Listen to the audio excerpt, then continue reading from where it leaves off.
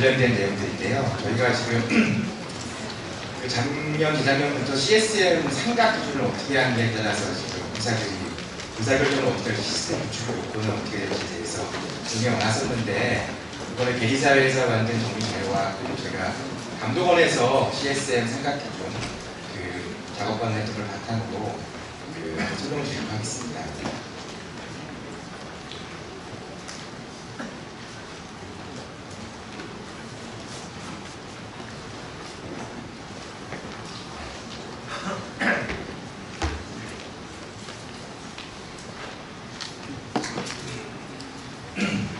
일단 CSM 삼각 설명드리기 전에 그 CSM 삼각 관련해서 이제 저희 감독원 작업반 했었을 적에도 그 하나의 이제 공통된 기준을 한번 만들어 보려고 노력을 한번 해봤었어요. 근데 이 CSM 삼각 관련된 게 회사마다 특성이 다르고 생보사, 수보사 다 달라서 결국에는 이제 하나의 기준을 다 만드는 건 좀 어렵다고 이제 판단을 내렸고, 제가 오늘 설명드릴 내용은 기준서나 TRG 논의사항을 바탕으로 우리가 이제 각 회사마다 CSM 삼각 금액을 구해야 되는데 어떤 사상에 의해서 어떤 논리에 의해서 구하면은 그 회계 정책이나 기준에 맞는 건지에 대해서 중심으로 제가 설명드리도록 하겠습니다. 일단 CSM은 그 보험계약에서 제공한 서비스를 바탕으로 생각이 돼야 되는데, 일단 그 서비스가 뭐냐에 대한 정의가 되게 중요하거든요. 근데 서비스를 지금 그 기준서에서는 보장 단위로 보겠다는 겁니다. 그래서 CSM 삼각은 결국에는 보장 단위만 무엇으로 할지 결정만 하면 CSM 삼각 금액은 그냥 알아서 산식에 의해서 자동적으로 나오는 건데, 그래서 가장 중요한 건 결국엔 보장 단위를 어떻게 할지에 대한 겁니다. 그래서 이 삼각액을 구하는 식은 그냥 이 단기에 제공된 서비스가 제공된 보장 단위 나누기 단기와 미래에 계속 우리가 제공할 보장 단위를 구하면 이제 단기의 생각률이 나오는 건데, 보장 단위란 도대체 무엇이냐? 보장 단위 보면 이제 기준서에는 보장 수량과 이제 기대 보장 듀레이션을 반영하라고 되어 있는데, 그 기준서 문단 20에도 보고 있듯이 이게 이제 보시면 회계 정책의 선택이 아니라 서비스 제공을 가장 잘 반영하는 판단 기준을 각자 회사가 만들면 되는 거거든요. 근데 어떤 기준에 의해서 만들어야 되냐? TRG 5월 페이퍼로 6가지 기준이 있어요. 총 첫 번째가 기간에 따른 서로 다른 수준의 서비스를 반영해야 되고, 두 번째가 하나의 보험 사건에 대해서 그 서로 다른 기간에 따라서 확률이 다른 걸 반영하지 말아야 되고, 근데 단 서로 다른 유형의 하나의 보험이 아닌 서로 다른 유형의 보험 사건이 발생하면 반영할 수도 있고, 그리고 이제 수익성 수준은 미반영해야 되고, 기대해야 해지율은 반영해야 되고, 그 할인하는 화폐 시장 가치는 반영해도 되고 안 된다. 6가지 기준이거든요. 그래서 지금 5번째는 무조건 해야 되는 사항이고, 6번째는 옵셔널이고, 1번부터 4번까지의 기준을 바탕으로 우리 회사에 맞는 보장 단위가 무엇인지를 이제 결정하면 돼요. 일단 그 각각 회사의 지금 샘플 사례를 하기 전에 우리가 지금 보장 수량이라는 거에 대해서 예전에 기준서가 한번 바뀌어서 이거 한번 짚어보고 가는 게 좋을 것 같아서, 예전에는 그 일반 모형 상품, 일반 모형 외에는 바로 다 변동 모형인 거고요. 일반 모형 상품에 대해서는 그 보험 관련된 서비스만을 고려해서 보장 단위를 결정하라고 되어 있었어요. 그래서 그러면 우리가 보장 단위, 그러니까 보험만 관련된 보장 단위가 무엇인지에 대해서 한 1년 전에는 그 여러 가지 말들이 많았었죠. 근데 이제 그 19년 6월 공개청원에 보면 일반 모형도 보험 및 투자 수익 서비스 두 개를 다 고려해서 보장 수량을 결정하도록 이제 기준서 내용이 바뀌었고, 여기 지금 투자 수익 서비스가 그럼 무엇이냐?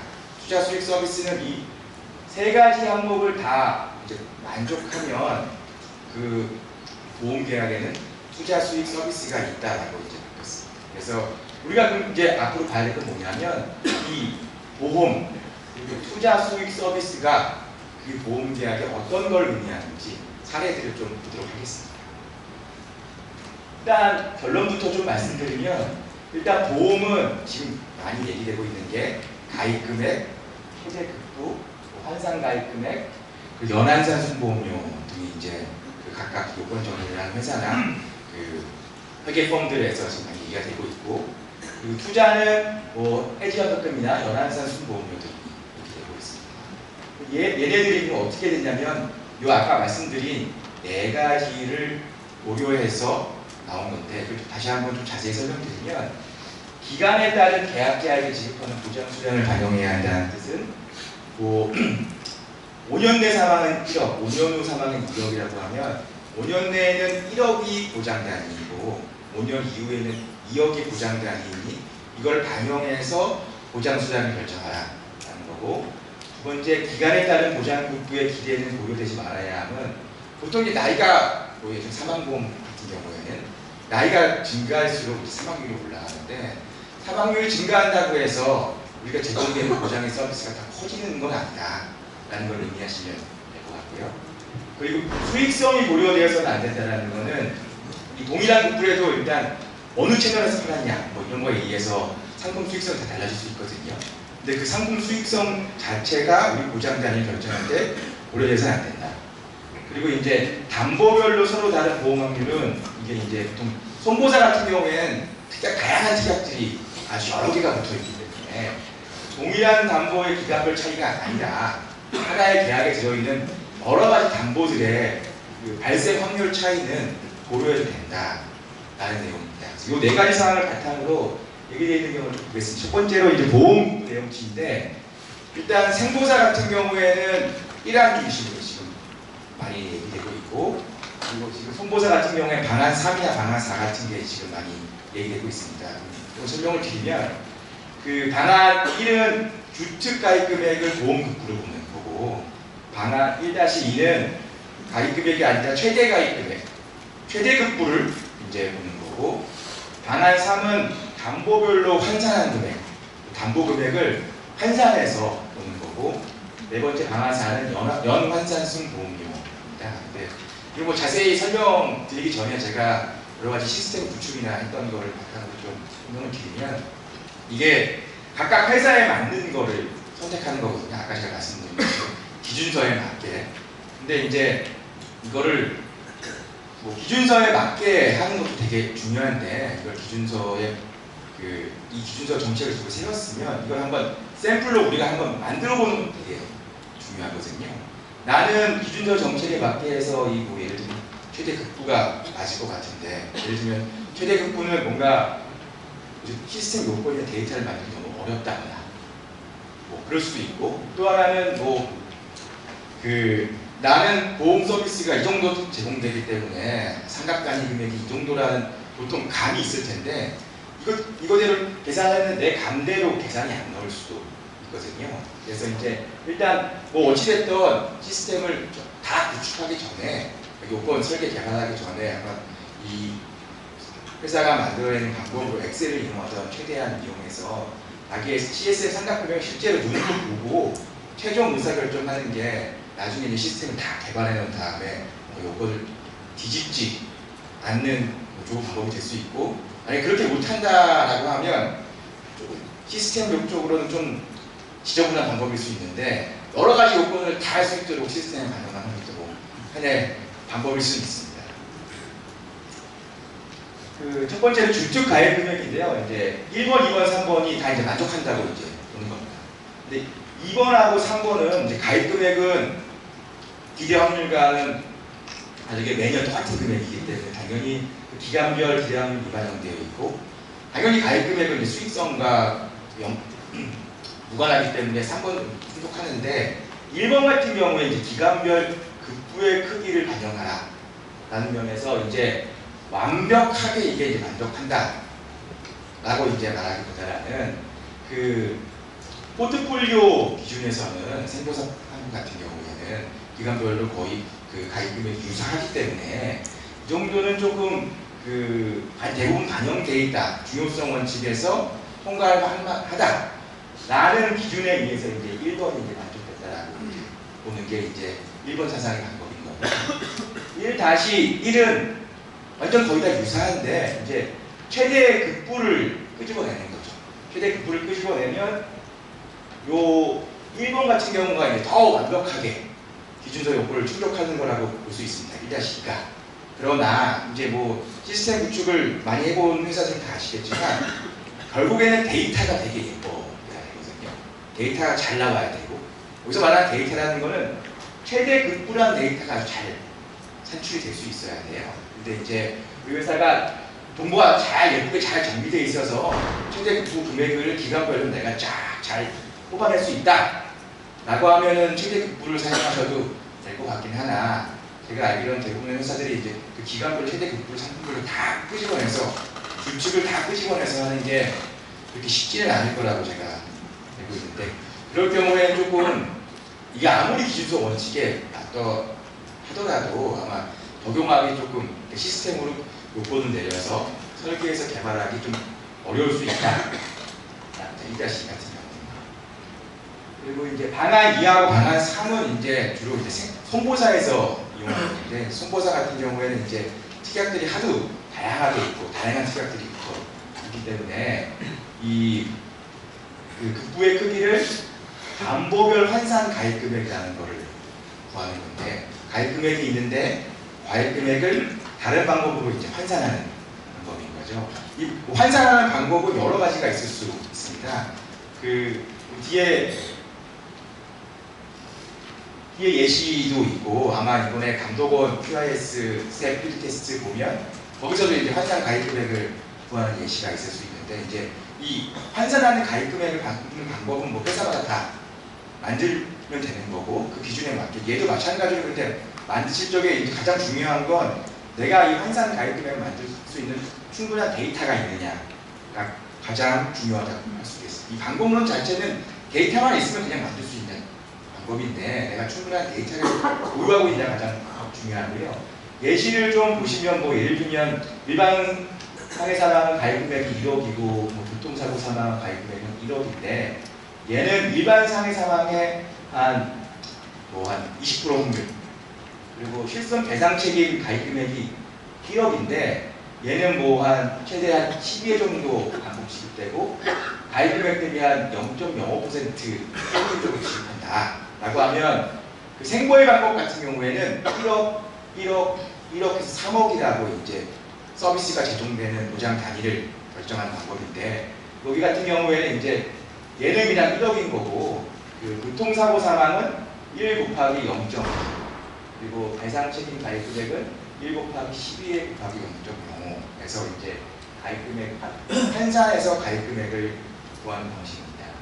이거 같은 경우에도 이제 1번은 안 죽는다고 보고 있는 거고, 그리고 기간별 기대 확률도 이제 반영하지 않고 있지 않고, 수익성도 무관하고, 담보별로 서로 다른 보험 확률도 지금 이렇게 지금 담보별로 다 반영하고 있기 때문에 4번도 충족할 수 있다라고 보고 있습니다.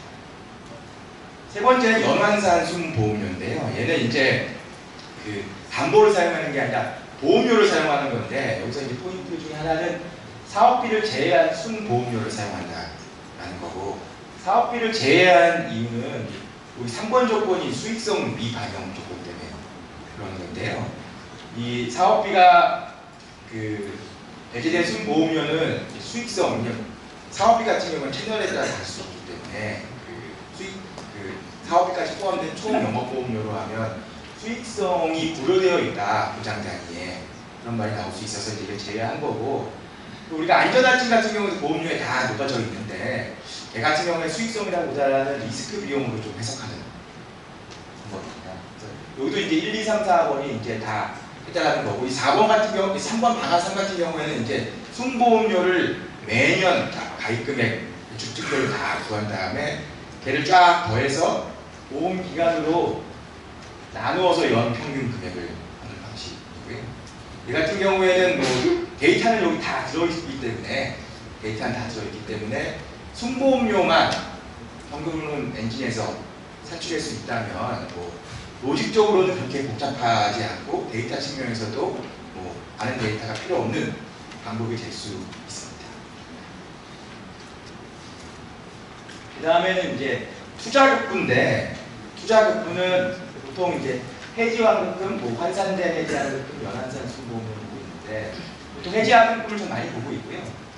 보통 이제 해지환급금을 보통 이제 투자 요소가 보험 계약이 투자 요소가 있냐 없냐, 투자 요소가 있다라고 보면 투자 요소가 무엇이냐고 볼 때 가장 큰 게 보통 이제 해지환급금을 보고 있기 때문에 이 해지환급금이라는 게 아까 말한 투자 수익 서비스를 대표하는 금액이다라고 해서 이제 해지환급금을 이제 보통 투자국부를 많이 보고 있고, 다만 이 같은 경우에는 해지환급금은 해지환급금인데 얘를 좀 환산해서 쓰자라는 거거든요. 이제 이 가입금액하고 해지환급금을 환산해서 써보자. 왜냐면 어떤 상품에 따라서 가입금액이 엄청 크고 해지환급이 작을 수 있고, 어떤 상품은 가입금은 되게 작은데 해지환급금은 엄청 클 수 있기 때문에 금액 자체를 환산해서 쓰자라는 게 이제 방안이고, 연한산 순보험료 같은 경우는 이제 여기 아까 방안 3을 쓴 회사들은 여기에 다 포함되어 있으니 별도가 아닌 연한산 순보험료를 투자 요소로 보겠다라는 겁니다.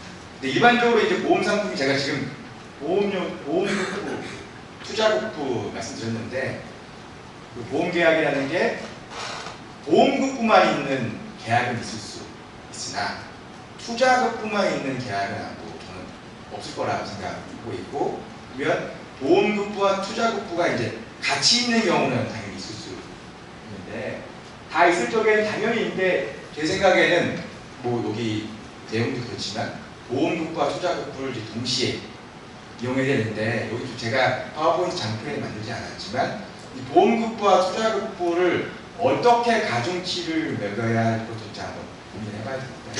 가중치가 2번 나올 수 있는데, 우리가 이제 뭐 주계약과 특약에 있는 보험국부 사이에 이제 가중치를 생각할 수 있고, 그 다음에 보험국부와 투자국부가 둘 다 있는 경우에 보험국부와 투자국부의 가중치를 어떻게 세게 되는 게 이슈일 수 있는데, 이제 얘를 이제 어떻게 산출했는지 동시에 해야 되면 우리가 조금 어려움이 좀 있을 수 있으나, 제 개인적인 생각으로는 1번이 가장 좋을 것 같긴 하나, 다만 이 같은 경우에는 이제 아마 어떤 상품 같은 경우에는 투자국부가 아주 작아요.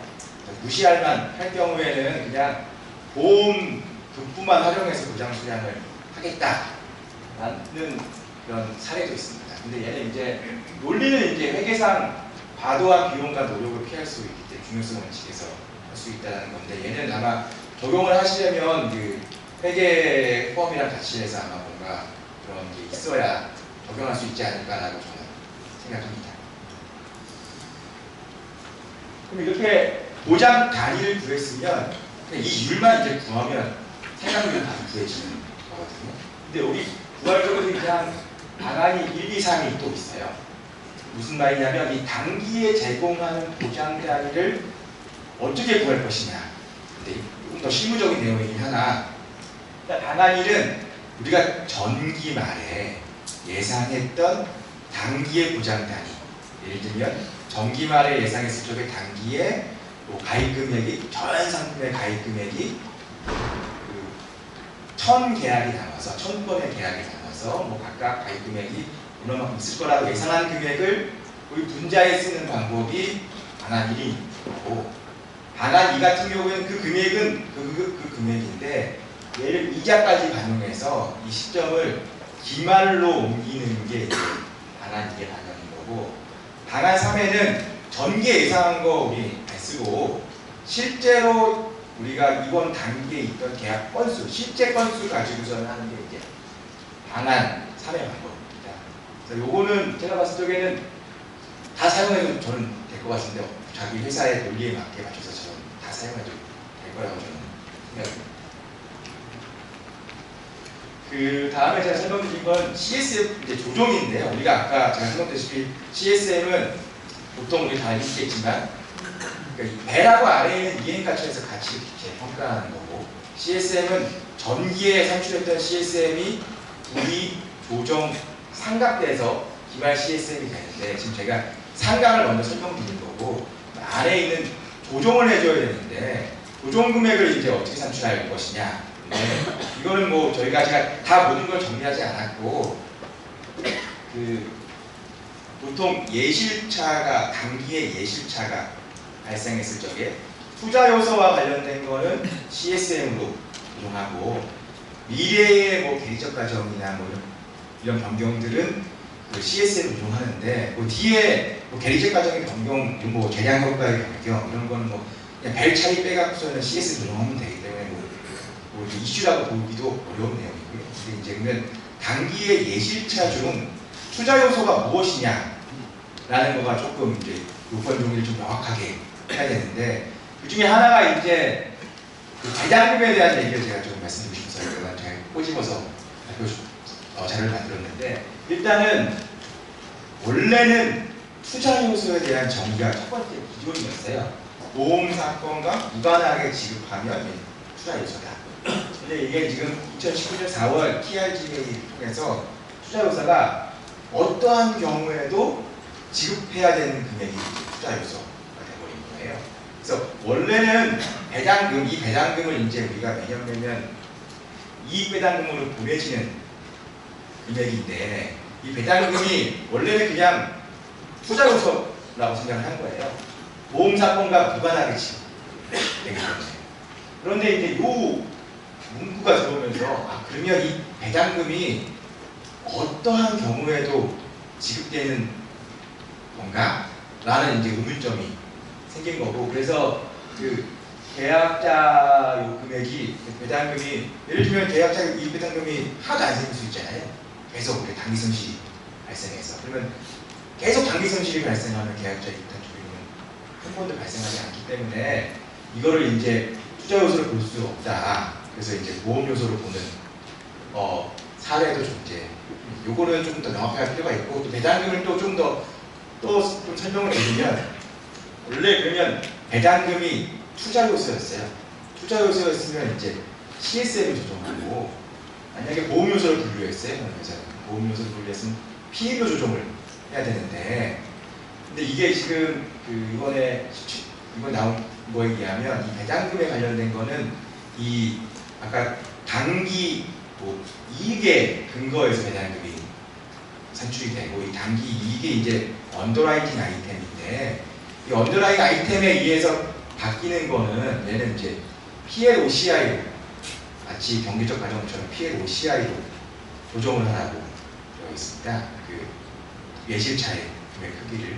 그래서 이제 그것까지 좀 같이 고려해서 좀 생각을 해보셔야 될 것 같고 순수 보장형 상품이나 무해지 상품들은 아까 어떠한 경우에도 계약자에게 지급하는 금액은 아니기 때문에 이 계약은 투자 요소가 없다라고 지금 보고 있습니다. 네, 마지막으로 이제 손상계약 CSM에 대해서 좀 설명을 드릴 건데 일단은 이게 지금 저는 원래 예전에 그냥 숫자를 시스템 프로젝트를 하기 전에 숫자를 많이 생각해보지 않았을 적에는 손상계약이라는 게 일단 전환 시점에는 많이 없을 것 같다라고 추측을 했었었고 이 손상계약과 이익계약을 막 많이 왔다 갔다 하지는 않을 것 같다라고 추측을 했었는데 의외로 공동가치를 적용하면 의외로 물론 대부분은 CSM이 양수이긴 하나 작은 계약건에 의해서 CSM 음수가 나오고 CSM 음수 금액이 이렇게 간당간당 걸려있기 때문에 여러분 뭐 시스템 다 구축해보면서 뭐 테스트해보면서는 다 아시겠지만 우리가 예실차가 이렇게 아주 예쁘게 우리가 예상을 맞추고 있지 못하거든요. 예상하고 실제 차이가 이렇게 많이 발생하면 이 이익계약과 손상계약을 왔다 갔다 하는 경우가 초반에 엄청 많이 발생할 것 같아요. 저는. 그래서 이 손상계약 프로세스를 얼마나 잘 짜놓느냐 설명이 되게 잘 짜놓느냐도 되게 시스템 측면에서 되게 중요하다고 저는 생각합니다. 예전에는 저는 이거는 원래 그냥 양수 CSM 조정불이 상각만 되게 중요하지 얘는 별로 안 중요할 거라 생각했었는데 마치 숫자를 한번 나오고 보니 얘도 엄청 중요하더라고요. 일단 손상계약 처리를 왜 하느냐 개념만 먼저 설명을 드리면 일단 수익을 과대 계산하지 않기 위해서 한다. 왜냐하면 예를 들면 우리가 보험료를 1,000원 받았어요. 손상이 나려면 지급되는 보험금이 1,200원이어야지 손상이 안 되잖아요. 근데 우리가 예상 보험금을 수익으로 찍기 때문에 우리 보험료를 1,000원밖에 안 받았는데 예상 보험금을 1,200으로 찍으면 수익이 과다 계산됐다고 보는 거고, 그 중에서 마이너스 200만큼 손상이 났으니 수익에서 빼주는 작업을 해야 되는데, 그 수익에서 빼주는 작업을 어떤 방식에 의해서 할 것이냐 결정하는 게 그냥 손상계약 처리 방식의 모든 것이라고 이해하시면 되겠습니다. 그 손상계약은 결국에 제가 아까 말씀드린 것처럼 손상이 처음에 마이너스 200이 났는데 그 마이너스 200을 다음 기 가면서 조금씩 빼내서 그 아까 말한 수익에서 터주는 프로세스를 해야 되는데, 그 세계적 배분 대상이라는 건 IFRS 17 기준서에 나온 건데, 수익에서 어떤 항목에서 차감해 줄 것이냐라는 건데, 그게 이제 여기 1안 2안이 있는데 기준서 내용에 의하면 예상현금 흐름 단기 릴리즈분 아래의 상각에 이자 비용이라고 써있지 않고요. 기준서에는 보험금융 수익 비용이라고 되어 있습니다. 그 1번하고 2번에 대해서는 좀 많이 갈리지 않는데, 이 3번 같은 경우에는 이제 이 보험금융 수익 비용이기 때문에 OCI도 포함되어야 된다는 안이 하나 있고 포함되지 말아야 된다는 안이 있는데, 이 포함되지 말아야 된다는 안은 우리가 TSM은 최초 이식 할인율만 갖고 하기 때문에 OCI는 고려하지 않는 게 맞다라는 안인 거고, 그리고 OCI 같은 경우에는 아니야, 보험금융 수익 비용이기 때문에 당연히 OCI에 포함된다는 게 이제 할인율, 투자로서 반영 여부는 한 번에 뭉뚱그려 설명드리면, 제가 아까 서두에 설명드렸다시피 우린 마이너스 200을 결국에는 보험 기간이 끝날 때까지 해서 수익으로 걷어내야 돼요. 근데 걷어내는 방법이 내가 어떻게 하면 잘한 거냐, 요건 정리를 잘 적용한 거냐 라고 봤을 적에 마이너스 200이 정확하게 다 걸러지면 되는 거예요. 근데 그 마이너스 200이 다 걸러내시려면 뭔가 일관성이 있어야 되는데, 그러니까 아까 말씀드린 것처럼 만약에 OCI까지 포함했다, OCI까지 포함해서 내가 이게 맞다라고 하면 최초 할인율로 하면은 걷어내지지가 않아요. 쉽게 얘기했습니다. 현행 할인율만 해야 그게 마지막에 끝나지는 거고, 또 하나는 여기 지금 예상현금흐름 릴리즈분이라고 있는데, 예상현금흐름이라는 거는 투자 요소도 있고 보험 요소도 있겠죠. 근데 그 유를 구할 적에 만약에 얘가 투자 요소까지 같이 고려된 예상 릴리즈다 라고 하면 비율 산출할 적에도 투자 요소를 포함해야 되는 거고, 그냥 아까 그 금액 자체가 제외된 거라고 제외돼서 해야 되는 거고, 결국에는 이게 어느 하나라도 뭐 엑셀로 만들어 보시면 뭐 다 아실 텐데, 어느 하나라도 이게 아구가 잘 맞지 않으면 끝에 가서 이 금액이 잔액이 얼마씩 남아 있거든요. 그래서 이 투자 요소와 관련된 현상계약 처리와 관련된 거는 이 모든 아구가 다 맞게 요건 정리를 하시면 뭐 회계기준서 상에는 어떻게 하라는 내용은 정확하게 없기 때문에 어느 방법도 사용해도 되긴 하나, 결국에는 그 마지막 됐을 때 모든 손상 요소가 처리될 수 있고 잔액이 안 남아있게 방법론을 정하시면 될 것 같습니다. 그리고 이제 마지막인데, 이제 결국엔 제가 방법론을 다 정했어요. 나는 뭐 할인율, 현행 할인 쓸 거야. 나는 이자 비용만, OCI는 빼고 이자 비용만 할 거야. 방법을 다 정했어요. 투자 요소 나는 포함할 거야. 현상 처리하면 되는 단화이 크게 이제 사용하는 방법이 크게 1, 2, 3이 있는데, 이 체계적, 비체계적 대상으로 구분 처리하는 방안 1가 있는데, 체계적, 비체계적은 이제 만든 말인 거고, 한국 사람이 우리가 만든 말인 거고, 체계적이라는 건 아까 말씀드렸던 그 단기 예상 릴리즈분, RA, 뭐 이자 비용을 이제 체계적으로 손상 요소와 비손상 요소를 구분한다고 해서 이제 체계적인 거고, 비체계적인 거는 아까 제가 말씀드린 계획적 과정 변동, 손상나는 계약도 다 계획적 과정 변동되잖아요. 계획적 과정 변동 같은 걸 이제 다 이제 손상 테스트에서, 손상 프로세스에서 반영해야 되기 때문에 그걸 이제 비체계적이라고 구분해서 그 체계적 배분 여부는 아까 손상 비율을 반영해서 프로세스에 들어오고, 이 비체계적 계획적 과정 변동 같은 경우에는 구분하지 않고 전체를 다 이제 손상 프로세스 조정하는 방법이 이제 방안 1하고 2인데, 방안 1하고 2는 아까 말씀드린 것처럼 OCI를 포함하냐 안 포함하느냐 이 차이만 있는 거고요. 이 방안 3 같은 경우에는 저도 이제 보고 좀 산뜻하다라는 생각을 했었는데, 얘는 체계적 문제가 구분하지 않고 모든 벨을 손상벨과 손상 아닌 벨로 구분을 해서, 그 일반적인 CSM, 양의 CSM은 손상 아닌 벨, 벨이 원래는 1조였는데 손상벨은 2천억, 손상하지 않는 벨은 뭐 8천억이라고 한다라고 그 계약 건들에 대해. 그러면 8천억만 가지고 변동 분석을 해서 나온 금액을 이제 양의 CSM 프로세스에 배우고, 나머지 2천억 있잖아요. 2천억도 변동 분석이 다 될 텐데, 그 2천억을 가지고 이제 해서 이 아까 말한 손상 프로세스를 태우는 게 이제 뭐, 저는 이걸 엑셀로 제가 해보진 않았는데, 해보신 회사에 의하면 방안 1과 유사하게 나오신다고 제가 들었습니다. 네. 보통은 근데 방안 3보다는 이제 방안 1이나 방안 2를 보통은 회사들에서 많이 사용하고 있기는 합니다. 계속 시간이 있어서 일찍 끝내야 된다고 하셔서, 일단 제가 발표할 부분은 다 끝났고요. 마지막으로 Q&A가 있어서 한번 같이